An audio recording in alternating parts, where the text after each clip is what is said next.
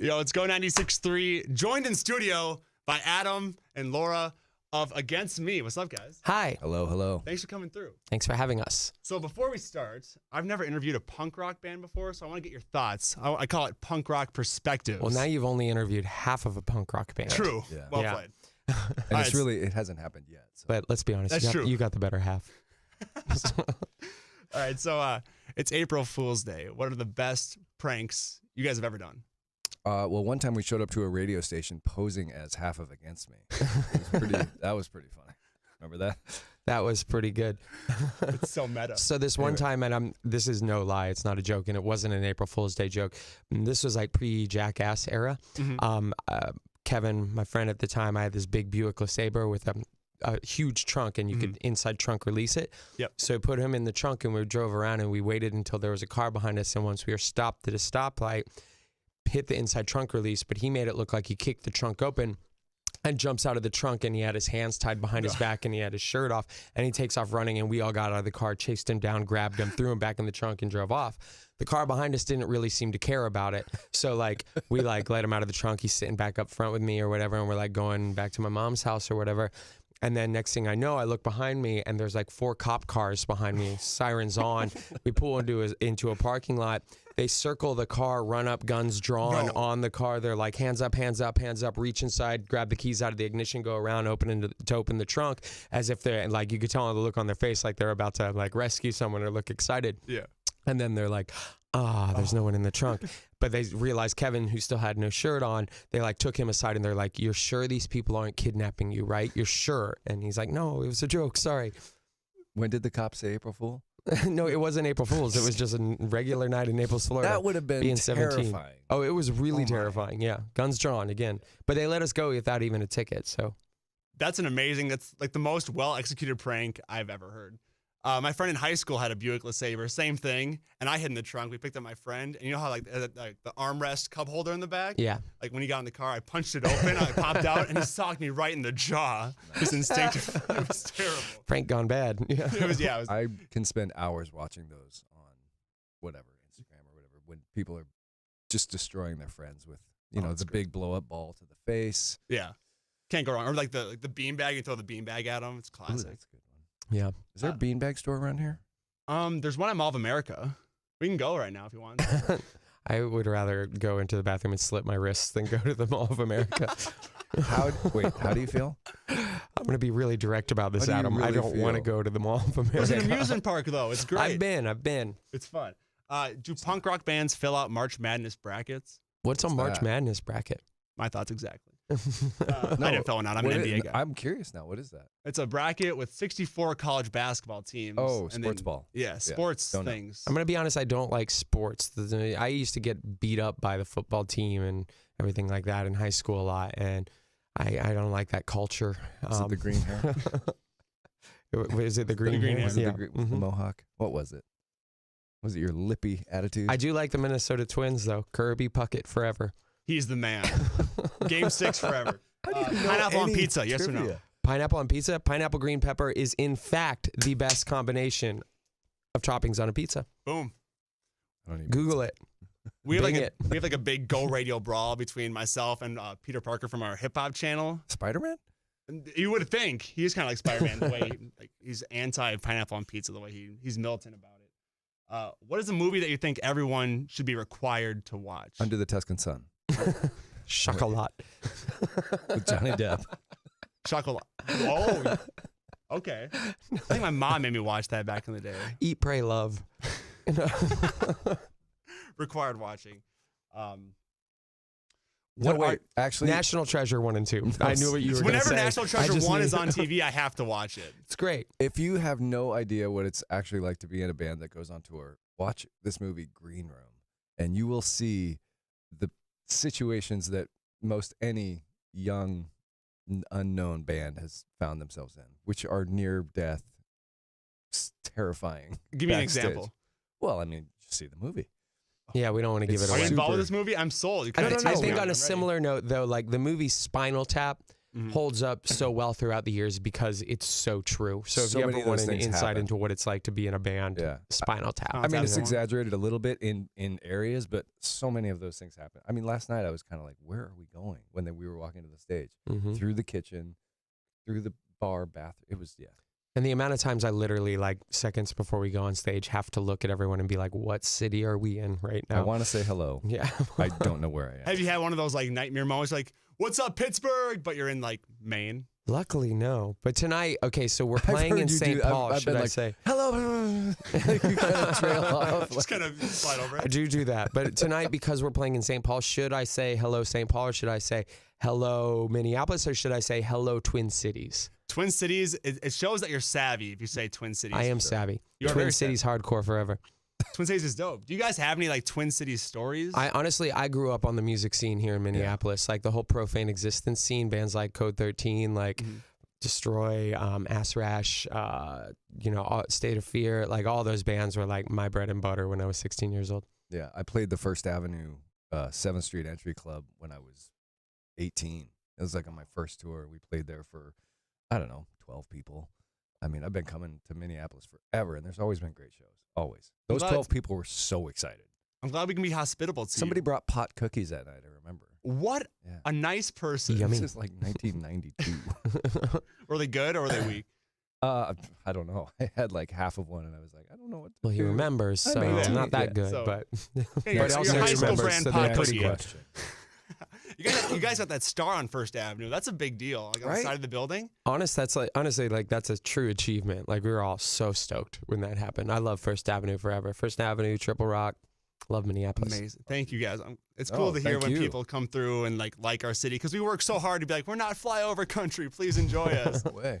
I This was is always saying a earlier, like the destination. thing I love about Minneapolis is like you'll go around the town and you'll go like eat at a restaurant or like whatever, shopping in a store, and like the people working, the staff, like will be like the most hardcore looking, like facial tattoos, hand tattoos type people that wouldn't normally get jobs like that in other cities just because of discrimination. And I love that. I love seeing that. you Yeah. know? We're trying to be a cool, modern You're town. very hip. Very welcoming. Laura, I saw on Twitter that you got a Nintendo Switch. I do. How is it? I mean, there's going to be like low artistic output from me for the next couple months because I'm like going to beat Zelda before I do anything else. And then Mario Kart comes out soon too. I am very excited about that. I mean, it's awesome. Like I'm a huge Nintendo fan for life. And we actually went back and on this tour, we got a Nintendo 64 too. And we've been playing a lot of GoldenEye and a lot of Mario Kart on 64. But like just the feel of it, upgrading from the Wii U, like it feels like a real piece of machinery. Do you like the multi-control thing, or do you have it as like the thing? I mean, that's portable that's the great thing about it, like versatility for when you're traveling, as far as like, you know, being able to detach the screen and hook up your Pro controller and just sit there and play. Like, that's great. You don't need the TV, you know? Adam, have you stole it yet? No, I am not a video game person. Oh, come on, man. You Not got the even a little N64 bit. on deck? I seriously could not care less. Like, it's just not my thing. All right, one last thing about Mario Kart. Do you allow the like the hidden shortcuts like on Rainbow Road, like when you hop over the gate? And If like, you can do that, it's all game, you know? one time, me and my friend, we bet $20 on it. On the last lap, I was down by so much. I'm like, I gotta do it. Balls to the wall, hopped it, landed it, got the $20. It might have been like the proudest thing in my like life. It's a good achievement. All downhill from there, you know? It's on my LinkedIn actually. I got endorsed for it. What are your favorite recent pop songs? Favorite recent pop songs? Explain your definition of pop. Yeah, or recent. Anything really. I want to know. That's why I asked. I want to know your definition of pop, because pop's going a myriad of different ways. I'll tell you what. Lately, I've been doing a lot of listening to later era Paul Westerberg solo work, and went back and rediscovered the album "Come Feel Me Tremble." So good, so good. Crackle and Drag, that song kills me. And then also, like, I've been going and listening to a lot of Mountain Goat stuff. But a new record that I've been really into is the new David Bazan record called Care. And there's a song on there called The Ballad of Pedro y Blanco that is just the most beautiful, soul-crushing song. If you've ever been in a relationship, you should definitely listen to that song. Boom. And cry.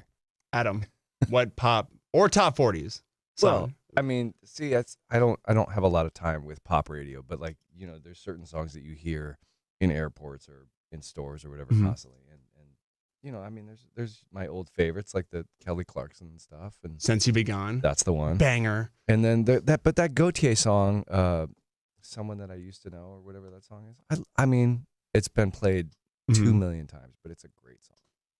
That's the thing about pop music. A good pop, like any music, but especially for pop, it's got to make you feel something. It's true. All right, so that was the fun part. It's time to get super serious. All right. All right, so you guys got the tour going on, Yes. an album and a book. Yes. So I think you might be the first person to ever be on like a punk rock and like a book tour simultaneously. Should be in, like the Guinness Book of World Records. I'll take that. I'll take that. How is tour going? Excellent. I mean, you really can't complain on a tour like this. It's, Green Day were like my first show ever, not even just first punk rock show, just first show ever was Green Day in 1994. And they've shown us more than excellent hospitality, and we've been doing our own headlining shows in between the shows of Green Day, and it's just been a lot of fun. The best of both worlds. Is it hard when you guys aren't touring to get back into like the swing of things when the tour starts? Because you guys got like, what, 2 more months left on this one? Like, how is the adjustment going from home life to tour life and then vice versa? It takes a couple days to kind of like adjust. I think mostly it's your schedule, or if we've gone to Europe or somewhere where the time zone is crazy different. It takes a couple days to kind of get into that thing where the peak of your day is at 9 or 10 o'clock at night. Mm-hmm. When at home we're all like productive, kind of normal schedule people. Like we go to bed, 10 pretty o'clock's early. late for me when I'm But at out home. on the road, it's like I think we went to bed at 5 last night. Yeah. Mm-hmm. So it's What's I've that, had a couple Minneapolis? tequila and sodas, but yeah. maybe. Yeah, just a couple. So my new album, Shape Shift With Me, super dope. My favorites, I think, are Rebecca and Crash. Oh, Thank cool. you. Yeah. So coming from like the indie punk scene, like you guys do, fans can be kind of weary of a DIY, do-it-yourself band signed to like the major labels. It's kind of been one of the narratives of your career.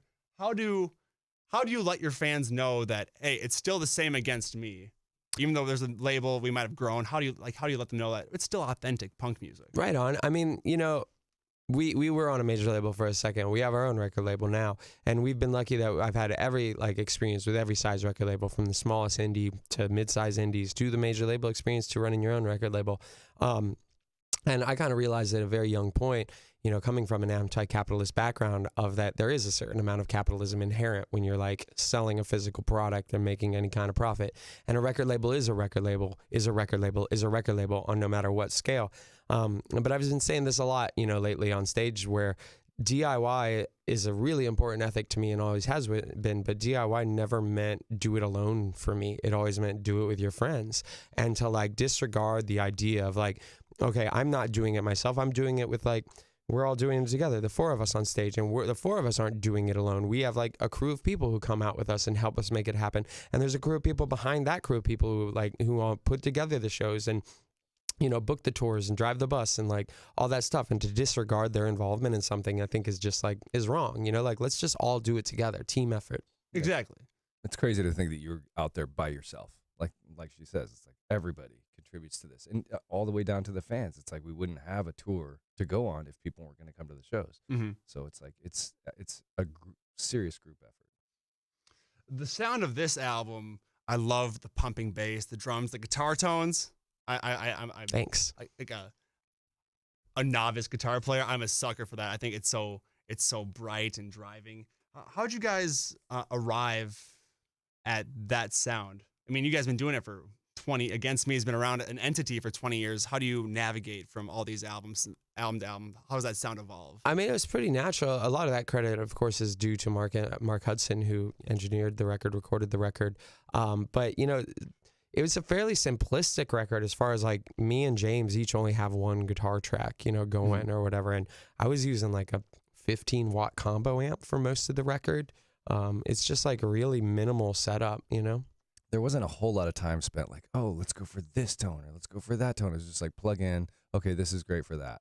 This guitar is right for this song. I mean, I think that was guitar choice more than right. Mm-hmm. anything. Guitar choice, not guitar tone, but like a Strat versus a Gibson type Completely, yeah. Mm-hmm. thing? What do you think is the difference? The name.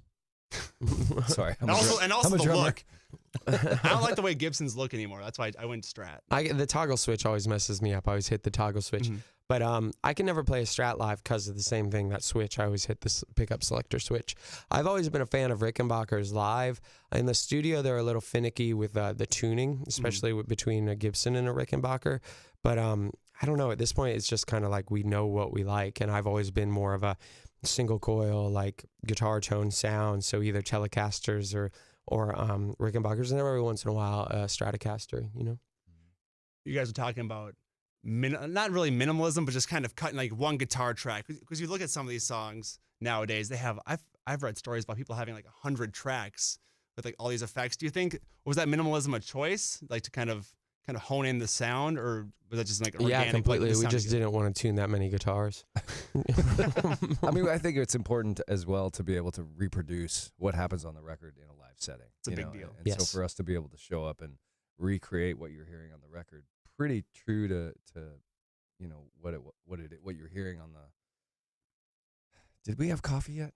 I did. Yeah, mine didn't. I got some nasty office coffee. Do we got some, Zeke? This is the morning show with Laura Jane Grace. Hi. I was Yeah, doing you got to be able to play it live if you're going to record it. Oh, So definitely. that was our whole objective. There, got it out. boom. Proud of you, Adam. Microphone drop. Boom. Don't do that. I never understood that when people say mic drop. It sounds terrible. It distracts from the point that you're making. No Might one else break could the use mic. it then, Yeah. Laura, you discussed in the past about before your transition, you would kind of hint at it at the lyrics, Mm-hmm. but now like it's out there, it's in the open. So how has the transition made your songwriting easier? Do you feel like you can be more open about that? Sure, to a certain extent. Honestly, like working on a book while working on a record at the same time, like really helped with songwriting, where just like kind of took the pressure off of songwriting, because all the pressure was on writing a book, and it just made songwriting kind of like, okay, what do I feel right now in this moment? And I'm gonna write a song about it. So like a song like Rebecca, it's like, you know, met this girl, she's amazing. I'm gonna write a song about it. What am I gonna? Oh, and then here's this other song, and I'm gonna write that, and yeah. Speaking of that, this record there's like some love undertones going on. I haven't really heard a punk rock band write songs about love. How did that was that so that direction was natural? It was like what was happening? It was organic. Punkers are people too. Yeah. That's true. Well, I mean, that's just like, you know, indicative of where I was at, you know, like I was very much in the mood to like travel the world and be in a rock band and fall in and out of love and have different relationships and write songs about that. Yeah, and then you touch on the book. I have the book right here. Tranny, Confessions of Punk Rock's Most Infamous Sellout. That's a dope title. Anarchist sellout. Oh, Thank you. Anarchist Sellout. My bad. Don't forget that. So here's the book. Boom. I've never written a punk rock record. I've never written a book. But Writing a book is hard. do you notice some similarities between the songwriting and writing a book? Because it's both self-expression, albeit in different ways, and you use different like words and tools. But what are the similarities and what are the differences? Honestly, like making records in a Pro Tools era really helped with writing a book, where you realize it's not like with a book where you start at the very beginning and then just write all the way to the end. Like you take a collection of words and stuff like that and you got to arrange them, you know, and just like in Pro Tools, you can like cut this piece here and move it over there, and you can cut that piece here and paste it there.